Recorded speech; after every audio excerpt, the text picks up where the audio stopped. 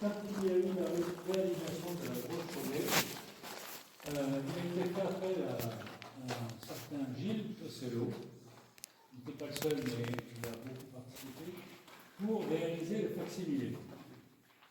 Et ce Gilles Tossello était donc au départ un graphiste, qui ensuite a fait des études d'anthropologie et qui est devenu préhistorien, historien graphiste.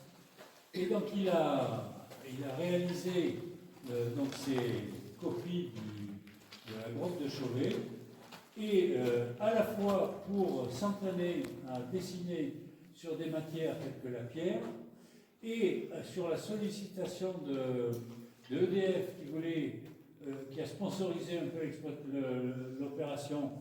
Et il y a eu dans cette grotte-là une mesure de la distance à partir de laquelle, avec un éclairage de lampe tel qu'il pouvait y avoir à la préhistoire, avec des restes d'animal et puis une mèche, à quelle distance on pouvait repérer une gravure ou un dessin.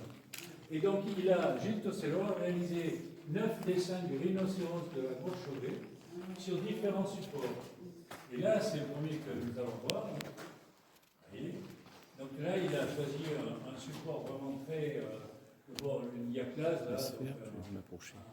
Il va éclairer. Un terrain très inégal. Il va éclairer. Voilà. On voit bien. Et donc c'est le premier moment en voir d'autres.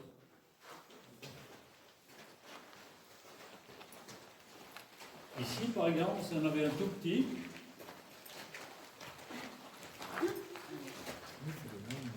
Bon, pas si petit que ça quand même.